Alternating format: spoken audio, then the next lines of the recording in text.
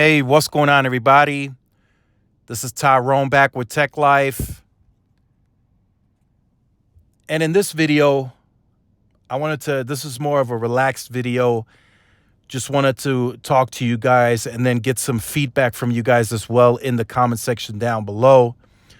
So this is going to be a longer video, so make sure you guys grab your drinks, popcorn, coffee, protein shake, whatever you guys drink. Make sure you grab that because this is going to be a bit of a longer one. So in this video, I wanted to speak on the fixed wireless access product that T-Mobile brought to the market, right? They didn't offer this before the Sprint merger.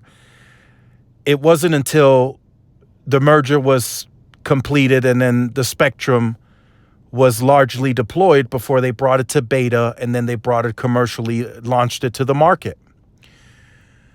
So looking from the outside in, right? Looking at it overall, it looks like T-Mobile has done everything right so far in launching this product. It was launched at an attractive price point of the $50. Then they ended up adding in the bundle discount. If you bundle that product with wireless, you get it for $20 off. Then they added YouTube TV at 50% off. So from that aspect, looking at it, like I said, from the outside in, regular consumer, right? I'm not speaking from the knowledge that I've obtained and everything that I know. I'm speaking on it from an average consumer standpoint. It looks like a very attractive offering, right? Marketing has been great, in my opinion. They're spending a solid amount. They're not spending the most. I'm not seeing them as aggressive anymore, but they are spending enough to get their point across. So from that standpoint, in my opinion, I think T-Mobile has done everything right so up until this point. So now moving forward, my question to you guys and what I'm looking for in terms of the interaction in the comment section, how do you guys feel about sharing that traffic with the mobile network? Because for now, until we hear more plans and more detailed plans on this whole fiber to the home and build out and all this that T-Mobile may want to venture off into, we are stuck with T-Mobile continuing to load up on customers with this product, with this fixed wireless access, allowing consumers access to 2.5, if they're on T-Mobile or not. If they're with someone else, another cable provider, they don't even have T-Mobile for wireless, that consumer can still sign up for this product. And T-Mobile recently disclosed by the end of 2026, they think they can get to 10 million in total subs for this product. So that's kind of my question to you. Are you guys concerned? Are you worried in any way having to share the mobile network with this home broadband traffic? I know it's called fixed wireless access, but essentially they're loading up 10 million customers by the end of 2026 with home broadband. So we're talking 4K, we're talking live TV, we're talking gaming, we're talking uploads, downloads, FaceTime, all of that happening within the household, right? It could be a 2-room house, 3-room house, 4-room house, 5-room house, who knows, right? And then to top that off, right, not too long ago, they are now allowing customers, even in areas that's not that specific area is not feasible for unlimited, they are now allowing those customers onto the product anyway if they so choose to pay for the tiered data packages. And we heard about that when T-Mobile announced this, the Home Internet Lite, for those of you who remember that video, 100 gigs, 200 gigs. If that consumer is willing to pay for that price outside of the areas that are feasible for unlimited, they can still latch on to that sector with home broadband usage. And if you really think about the type of usage that the network and the core is enduring, you can't even, I can't, to be honest with you guys, as long as I've been making these videos, I can't even put it into words, the type of usage that the mobile network is enduring during the times of the home broadband usage. I mean, we're talking hundreds of megabytes or megabits per second when you're streaming a 4K show, 4K movie, live TV, that is constant usage per second that the network is having to endure. Rather that be, 30 people per second, 40, 50, however many T-Mobile's allowing, they are slamming the network during any hour of the day. Now, at this point, of course, T-Mobile has had the product for a while now. It's already been out of beta, and it's already been commercially available at a larger scale. So at this point, of course, T-Mobile has more data points, right? They can more accurately predict now a guidance to where this is going to grow.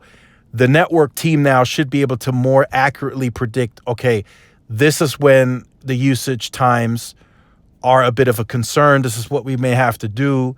But again, just to point that out, T-Mobile is not spending a separate capital strictly for fixed wireless access. They are still 99.9% relying on access capacity from the spectrum that they got from the Sprint merger. They are making some tweaks and some enhancements to the network for fixed wireless access, but it's minimal at best, right? They're not spending for example, they're not spending $5 billion out of the total capex for fixed wireless access. They're not doing that. They're making some enhancements to the back end. They're upgrading the circuits for the IP circuits for higher bandwidth. They're upgrading a new I forgot what it's called. It's like a NAT type something where it can load balance much better between mobile traffic and fixed wireless access traffic. So T-Mobile is making enhancements like that on the back end. But to put forth a business plan that'll scale and grow macros and small cells specifically for this product, they are not doing that as of yet. That is not happening. And I've been speaking with multiple analysts, and they told me that T-Mobile has been preaching the network will be a multi-purpose network. And doing millimeter wave point-to-point is not a multi-purpose. So T-Mobile likely never had any plans or any detailed plans to go full scale on a millimeter wave deployment to begin with, right? They were going to utilize it in very specific scenarios, larger venues, concerts, football stadiums, NBA arenas, stuff like that. That's fine, right? But they never had any type of plan, I don't think, right? Internally at the engineering team, at the executive level, Neville and those guys. I don't think T-Mobile had any plan, whether that be a 3-year plan, a 5-year plan, or even a 10-year plan that states a full-scale millimeter wave deployment. That never came across that desk on any of the top executives' desk, because they want to build a multi-purpose network. So they added 2.5, and now they're trying to monetize the utilization, right? There's a lot of spectrum on air, a lot of speeds, right? A mobile connection doesn't need 600, 700, 800 megabytes per second. I'm even seeing 2,000 megabits per second now. A mobile connection does not need that. So T-Mobile has to look at, okay, we can monetize here, we could put fixed wireless access there, but they have to be careful with how they approach this, because I've seen it. I'm being very honest, right? I've seen it with my own personal home internet, right? I'm not in the best possible location for it to begin with. They approved me during the beta, right? They approved that it was fine at that point. But now I'm further away from the site. I'm indoors. I don't have a good signar.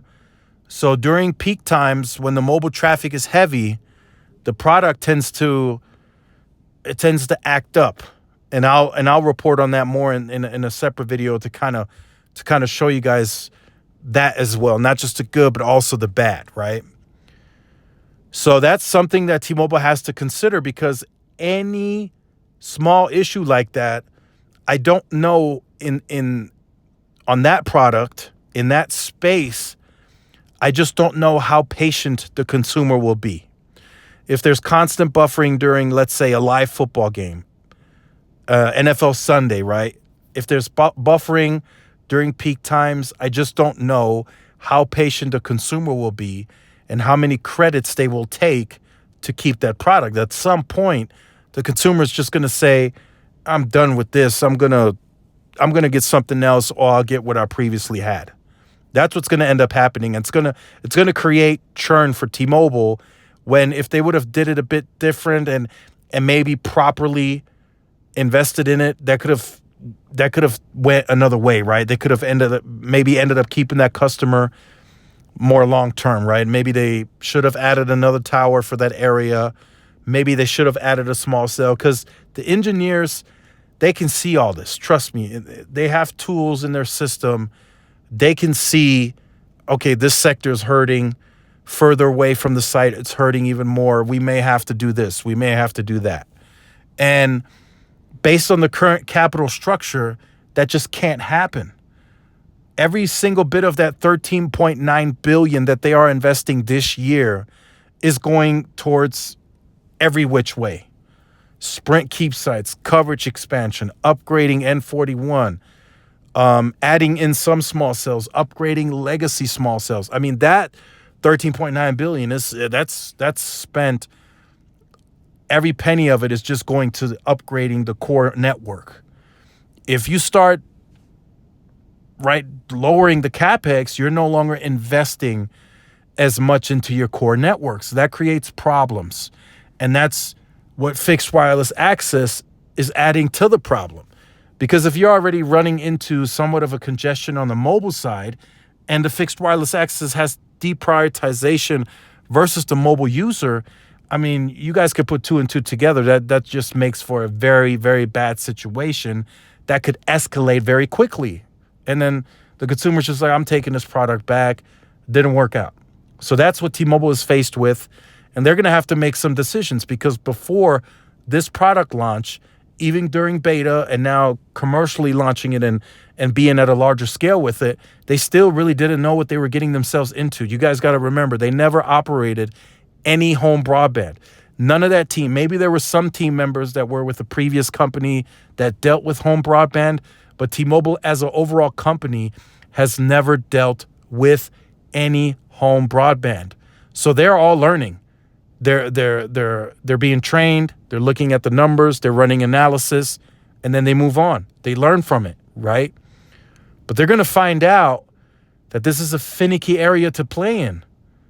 Like with the mobile connection, if you have a drop call once or twice, maybe 3 times, you're like, cool, whatever. And then T-Mobile goes in and they can fix it, and then you potentially don't have that issue anymore. You can you can call that person back, whatever the case may be. If you have continued buffering, there's nothing the consumer can do. The only option for the consumer is to go to another product that may work for them. So that's just what I wanted to make this video on, just to kind of talk about the fixed wireless access aspect and to kind of see how you guys feel about that insane traffic being on the network. I mean, we're talking, 10, if I remember the article correctly, the 8 to 9 million customers that T-Mobile wanted to get, that they publicly guided by 2025 is the equivalent in usage to adding 100 million postpaid lines wirelessly. So just kind of take that in. That's a lot of usage. Trust me, the network is enduring a lot. So leave all your comments in the comment section down below. I look forward to reading all of them. Make sure you guys like, share, subscribe to the channel. Follow my social media outlets. This is Tyrone with Tech Life, and I will see y'all in the next one. Peace.